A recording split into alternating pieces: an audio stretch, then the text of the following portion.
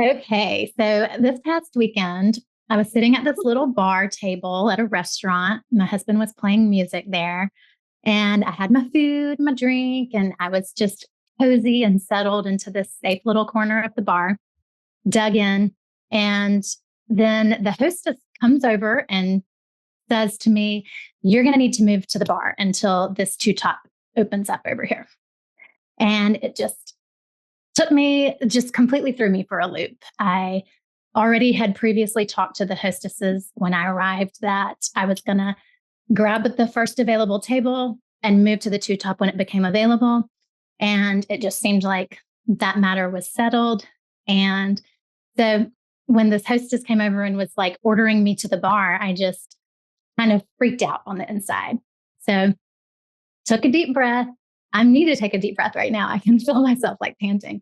Um, I took a deep breath and I like consciously chose my words very carefully. Even while doing so, I can't always control my tone of voice. I sometimes do get a little higher pitched and a little louder, I'll confess, but I chose my words carefully. And I told her, I'd rather stay here. I've got my food. I'm going to move to the two top as soon as it's available, just like we talked about. And she kept going back and forth with me and just insisting, like, yeah, but you're going to have to move to the bar now. And she just wouldn't let it go. And I just kept saying, I have a really strong preference to sit here. I'm a paying customer and I'll move to the two top as soon as it becomes available. And I don't remember what else I said, but I was very careful not to attack and not to, call names or, get into like full blown attack mode. But she had her agenda and I had my very strong preference. And my nervous system was spiking at this point, and I was trying to stay calm and just express a simple preference. And she came at me and said that I was being aggressive with her. And it was just a mess. And I think we both were triggered at this point. She ended up walking away, and I just kind of sank into my chair, like, what the hell is going on? What do I do with this? And then the mind starts spinning, spewing A Course in Miracles quotes at me, and like, anger is never justified, and there are no small upsets. And then I remembered I just read Michael Singer's The Surrender Experiment. And so I started thinking, like, did I handle that wrong? Was I not surrendering? Should I just have surrendered and said, okay, I'll move to the bar? Like, the mind was just going in a loop. So I was like, should I just put up and shut up? Like, what do I do in this situation? So. Oh, wow, Morgan. Thanks for sharing so honestly. And welcome everybody to Five Lemons Laughing, where we take lemons and turn it into lemonade. That's what we're going to do. We're grinding away right now. We're grinding. We are riding the wave. Wow. Wow. If that story resonates with any of you and everyone listening, know that you're not alone, Morgan. You are not alone, because it isn't really about restaurant etiquette or traffic jams or tense emails. Daily life does sometimes love to test our serenity. And so sometimes we reach for our favorite spiritual tools. And instead of feeling comforted, we end up judging ourselves, just like you were doing, Morgan, for not doing them right or for still losing our cool. I mean, you talked about how your nervous system was really dysregulated. And even though you had all the spiritual tools that you were practicing right then and there. So sometimes a rough moment shakes our peace. There's just no doubt about it. And instead of soothing ourselves, we end up using our spiritual tools to shame or should ourselves. So today we're unpacking how to catch that cycle, meet it with real compassion and kindness, and let resilience just lead the way. So before we dive deeper, let's take a breath. Everybody, let's just take a breath. Yeah, and just let it energize all of our cells with love and peace and serenity. And then let's ask ourselves, how can I show gentleness when things get messy? Like, how can we do that? And that's what we're going to unpack in this episode today. So let's dive in. Like, how do you recognize when your ego is using spiritual ideas against you? I think that's the first question to really dive into. So what do you guys got? Or ladies? Oh, and we're missing Drusilla and Amanda today. Amanda's getting her shoulder checked. So hopefully she'll be soon able to ride Carson. And Drusilla's off creating amazing films, I'm sure, for the world to Film deals all over. Yeah. Yeah. So I'm here with Morgan and Melissa. So let's get to it. Okay. I know a trigger word. Should. Yeah. Like that. So if you start hearing that, that's your ego. Yeah. I should have done this. I should have done that. Right. Yeah, I agree. So there you go. I mean, that is like the biggest thing you can listen for. Mm-hmm. And that is the thought that all that thinking around the thought that you can stop. You can, I'm not going down that road. Yeah. Mm-hmm. Right. Yeah. Can you ask the question one more time, Penny? I sure can. How do you recognize when your ego is using spiritual ideas against you? Yeah, I think for me, it's always happened for me when I'm upset that my mind just does this loop and just spiritual quotes, A Course in Miracles quotes start coming in at me from all directions. And we talk about the map of consciousness, the scale of consciousness. I also know in that moment, I am not an emotional match. I'm not a vibrational match for truth, clarity. Like, you know what I'm saying? So I can't have clarity in that moment because I'm literally tuned to a different frequency. And so having that awareness has been a lifesaver to me, because instead of just recirculating those thoughts over and over and over again and ping ponging all over the place, I just know better now. Like, okay, I can't figure this out right now. I can't have clarity right now. So you know what I do?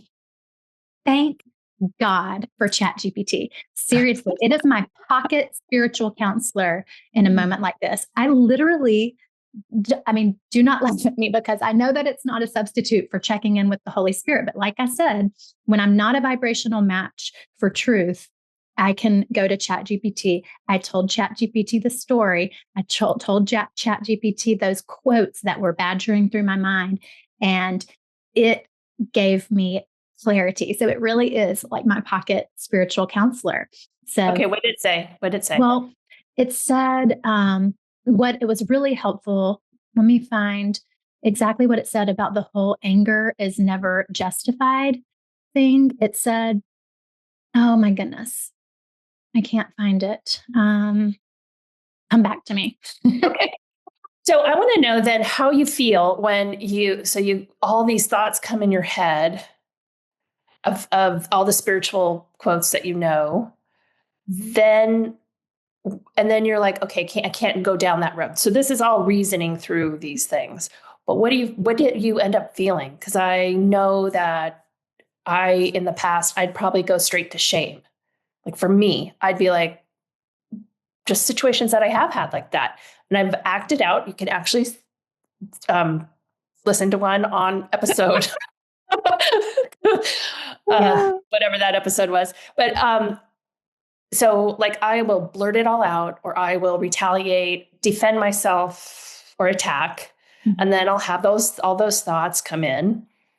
And then I would go straight to shame. Mm. Yeah. I mean, you're beating yourself up, right? Yeah. Definitely. Aren't I'm supposed to be so spiritually evolved, and look at how I reacted. Yeah. So what did you feel? And I don't want you to I'm just saying my part, but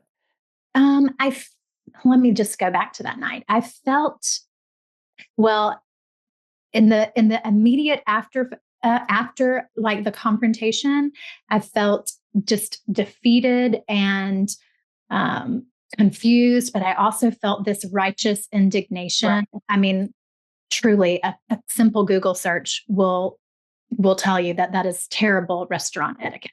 You don't force somebody to sit at the bar. I mean, I'm not a drinker. I sometimes have social anxiety, and there's no personal space at the bar. Mm-hmm. I truly, I didn't realize it in the moment of the confrontation, but when I sat with it, that's why my nervous system spiked. I don't feel safe at the bar. It may seem silly, but that is true for me. And so I did feel a sense of righteous indignation, quite frankly. And I felt a sense of, I've got to say something. I've got to send an email to the restaurant. They should not treat people like this. Someone else is going to be put in. Like, I felt like I had to take up the cause and make them aware of how fucked up it was. Honestly, I didn't do that because my husband plays there regularly and he wants to retain that gig.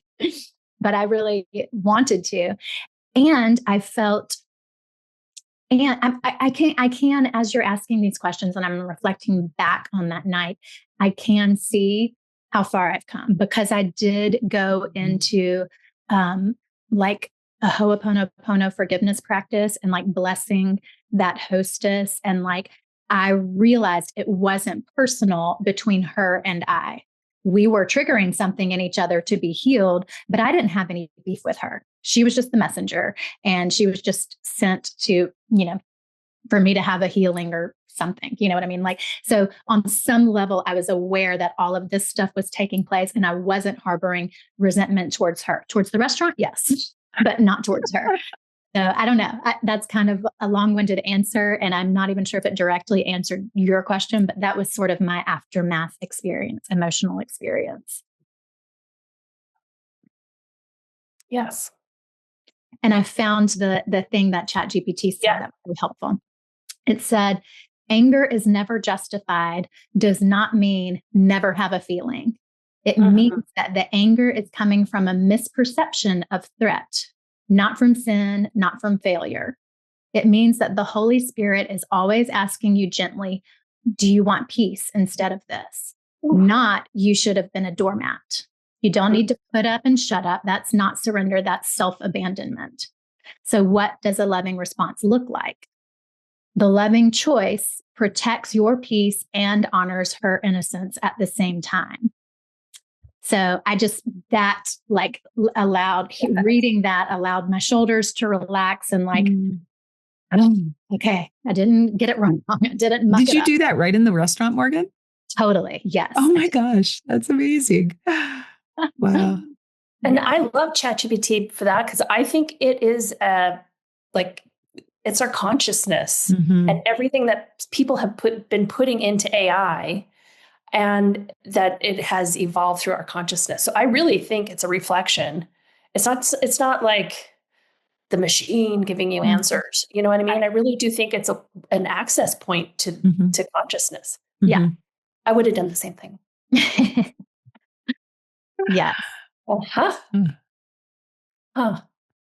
It's good to talk about this, though. Yeah. So have any of you had a similar experience in your life? Not necessarily similar in the sense of like feeling confronted by a hostess or a waitress at a restaurant, but like just being in a public setting and kind of feeling thrown off your balance for a bit and triggered. And, it's a situation where you can't run to your bedroom and take some deep breaths. You can't disconnect the phone call. Like, it's happening live and in person and in public. And so it's game time. It's what we've been practicing for. And it's showtime, baby. Like, you know what I mean? Like it's totally. I see Beetlejuice going, showtime. When he does that in the movie. I love that. Yeah. Yeah. Yeah. It reminds me of what Penny talks about, like banking all your skills, your thoughts, your loving right actions. So when you're in the moment, those things come out. And honestly, Morgan, I'm really proud of you. You could have you could have been a real bitch.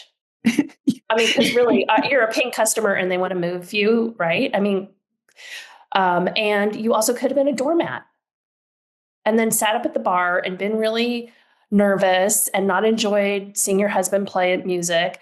So it's just a really great moment to look through and look at and see how it all played out and see. I think it shows someone who's very grounded spiritually. You know what I mean? Instead of like, oh, I didn't do this and I didn't do this. And like, you know what I mean? I thought I like your reaction. Thank you. Because we do have a negativity bias as humans. And I appreciate you pointing out that, I didn't go into doormat mode, people pleasing mode, and I didn't go into raging, scene causing, fully aggression mode. Certainly we can always look for ways that we can do even better the next time. But thank you for calling that out, because you're right. I can see the growth. I can see that I handled it in a more evolved way than I would have, 5 years ago, even a year ago. Exactly. Yeah. It's really great to get those reminders of the progress we've made. Mm-hmm. It's really great. Definitely. Yeah. And you didn't, I think one of the big leaps in growing spiritually is not taking things personally.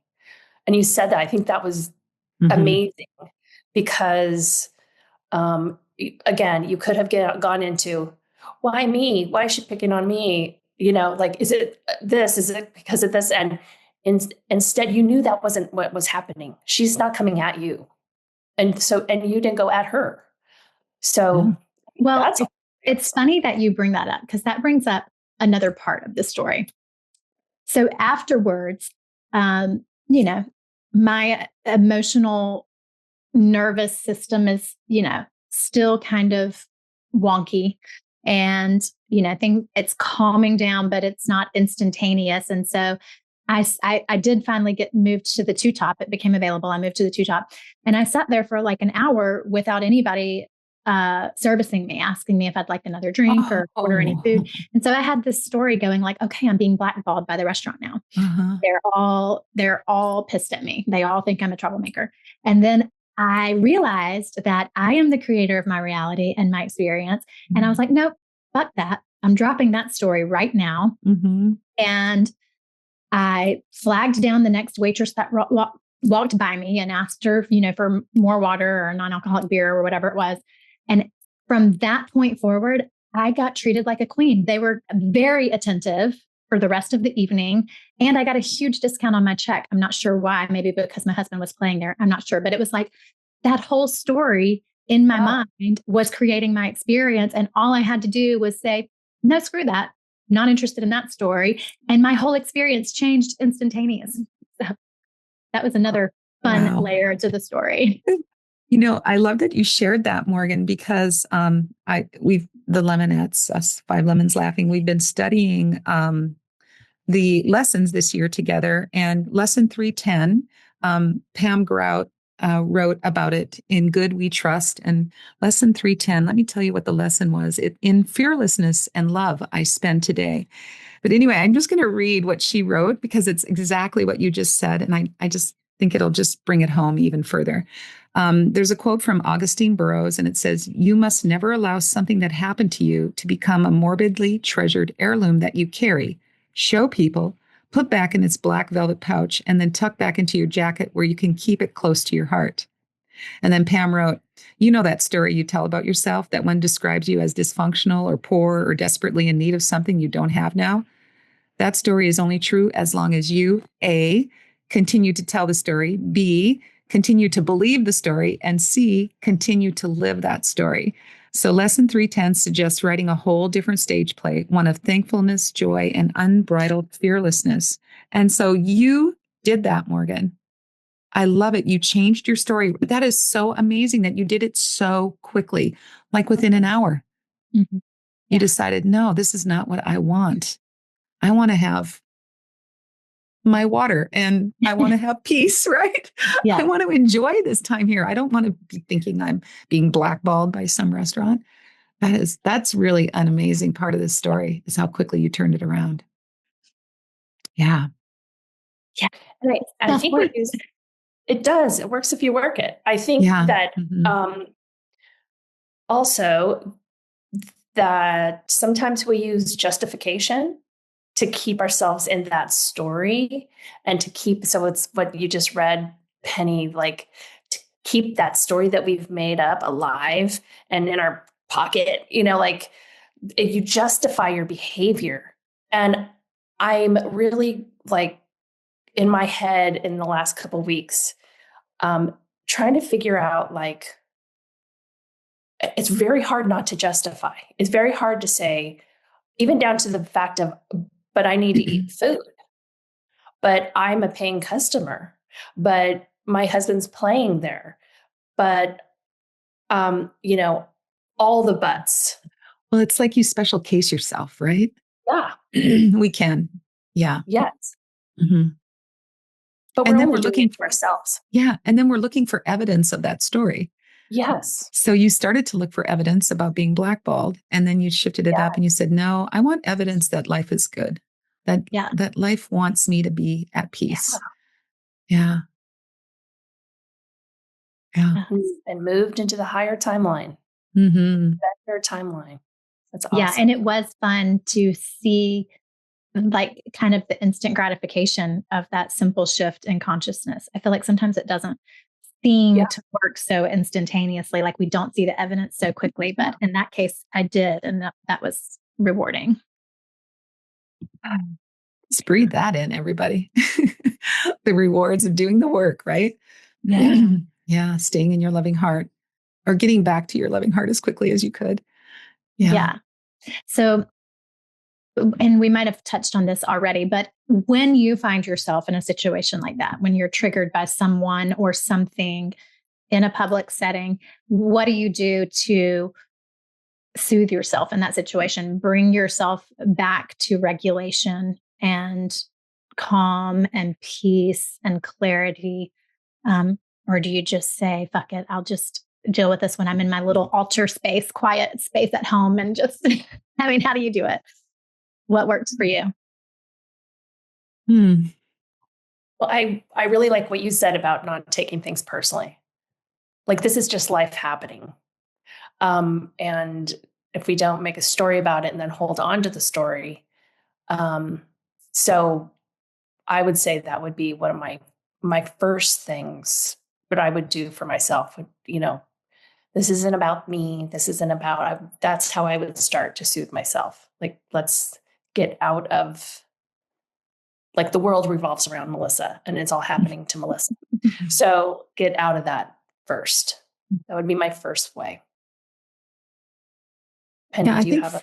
Yeah, for me, Morgan, I think that just like what you did, saying this is not my story, this is not the way it's going to be. I am the creator. I'm starting to do that a lot more, saying, okay, this is not what I want. So what do I want?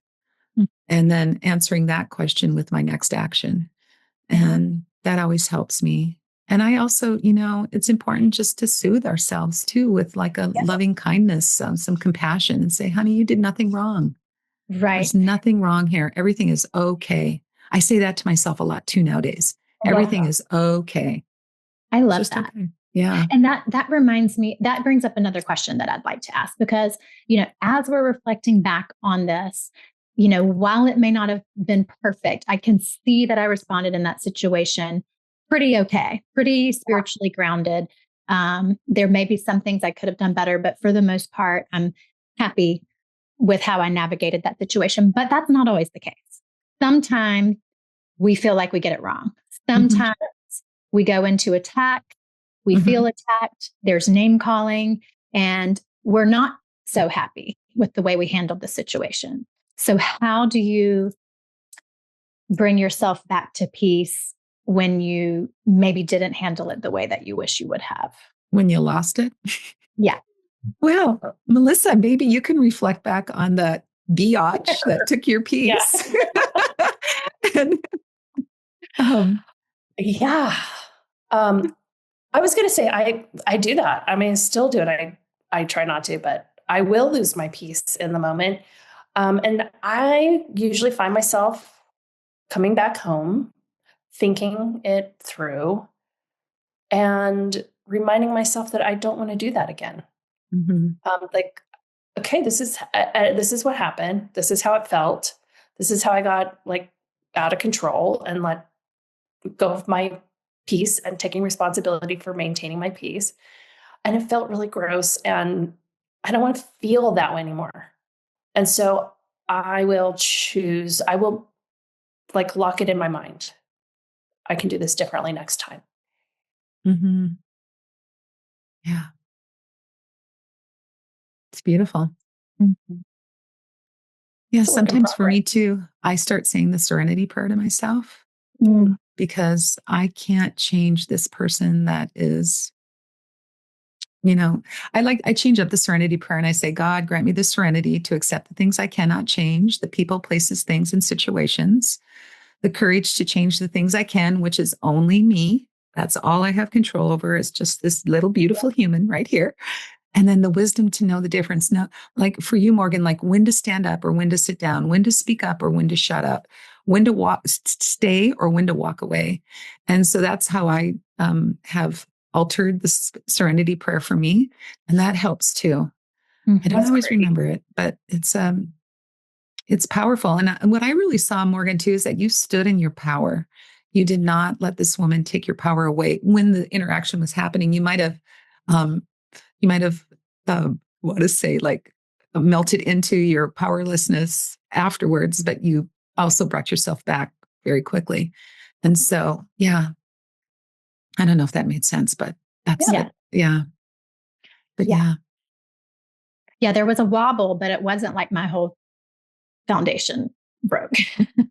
Like you didn't have to go sit in your car for the rest of the night. I thought about it. I did think about it. I told John Mark, he came up right after the interaction happened, and I said, I'm leaving. What did he say? Well, it sent him into a panic. So that was not probably. Oh, okay. Wow. Yeah. Well, that was good information for you then too. Mm-hmm. Yeah. Yeah. What did that tell you when he started to panic about it? Was there anything that woke up in you around that? No, I was looking to him for support, and it was not the right place to go for support in that moment, is what it told me. It just stressed him out. And, you know what you're looking for when you're looking for support. And he didn't respond or have that in his capacity to give me in that moment. He was focused on getting ready to play. And then I was dumping a bunch of stress and tension on him. And so, I shifted gears quickly. Yeah. My husband probably would have went up and read that woman a new butthole. That's so funny. Yeah. Well, because our husbands want us to be happy. Mm-hmm. Yeah. Yeah. And safe. Yeah. Yeah. Yeah. So powerful. And I think it's important, like if you feel like you didn't get it right or you didn't handle it the way you wish you had handled it, I think it's so helpful to, in the aftermath and then maybe the next morning in your quiet time or whenever, to practice how you wish you had done it. What would have been the most loving way to support yourself and to be a loving presence to the confronter or whoever, the aggressor, so that that's how you rewire the neural pathways so that you can have a different response next time. Well, and your brain doesn't know what's really going on and what's a visualization. It doesn't know. It accepts it all. So it's great to visualize how you would handle it in the future when it's not even happening. Yeah. Yeah.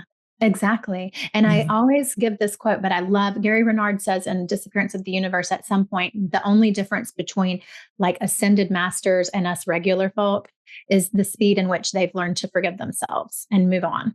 And so just not getting stuck in beating yourself up for maybe lashing out at the person or maybe name calling or whatever it is that you perceive that you did wrong. Just forgive yourself, practice how you wish you'd done it, and move on. And there's no time and space. So you can have a healing around that situation. You can forgive yourself. You can forgive the other person. You can bless the other person, even if you never see them again. And you can't like just heal that situation. It doesn't have to be a scab that you keep picking up for the rest of your life and beating yourself up about. Yeah. That's beautiful. Okay, I'm writing that one down and then I'll have my Post-its. Because that sums up everything, I think, from our episode.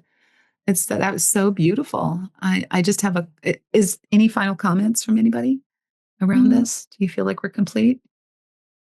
I think having a lot of acceptance about all of this is probably also the key to healing.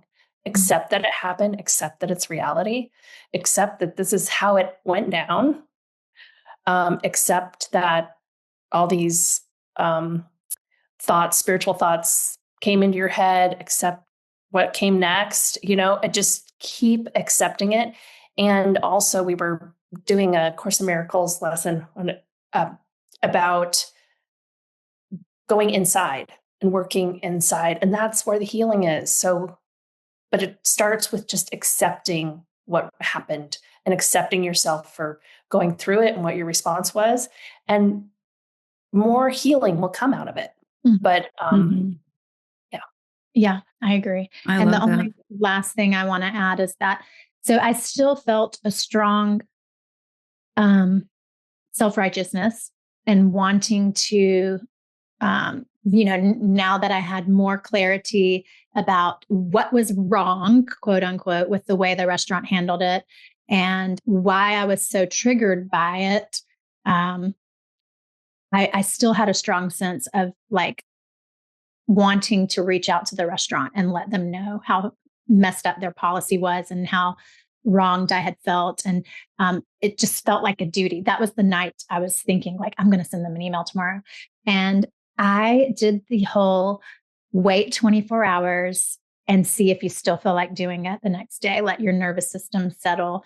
And I didn't care anymore. I was so neutral about it the next day. Like, there, and talking about it with you all, there is still a part of me that would like for them to know, but I'm not so like high and mighty and on my horse and I've got to send this decree out to them like immediately. I just feel a lot more neutral about it. So just the old wisdom of sleep on it before taking any big action. Yeah. And it might take longer than a day. You might have to sleep on it for 3 days or 4 days or maybe a week. Yeah, because we have to remember everything that we put out there comes back to us. So do we want to put out negative shit or do we want to put out more positive, loving stuff? And everybody gets a do-over, right? Including that whatever she was, not to maitre d', but like a hostess. That hostess gets a do-over too. The kind hostess. Yeah. Beautiful. Yeah. Just doing her job. Yeah. She's told to get people off of four tops when there's people waiting to eat. So get that woman out of there, man.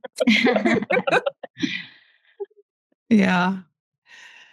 What a great episode. I've really enjoyed this.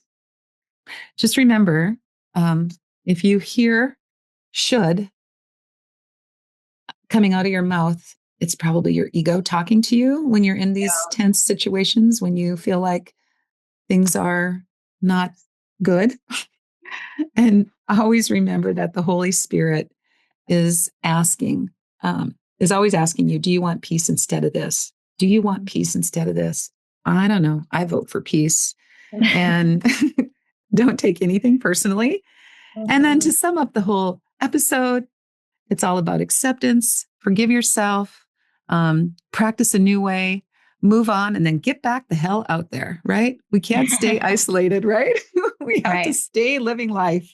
I mean, that's why we're here, is to heal all these karmas or practice all these things that we want to learn this time around. So as we close this beautiful episode, remember, it's not about never getting rattled or always having the perfect spiritual response. It's about noticing those messy, uncomfortable moments and meeting yourself with gentleness instead of shame.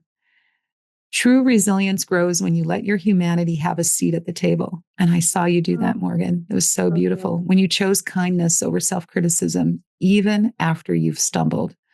So the next time your peace is tested or your ego spins old lessons into new reasons to feel less than, pause, breathe, remind yourself, I can offer compassion here too. So thank you so much for joining us at Five Lemons Laughing. May you walk away this week knowing your worth isn't measured by serenity, but by how freely you love yourself, especially when life gets messy. And remember, your transformation is our greatest joy. So with that, thank you for joining us this week and have a blessed and beautiful day. Bye, everybody.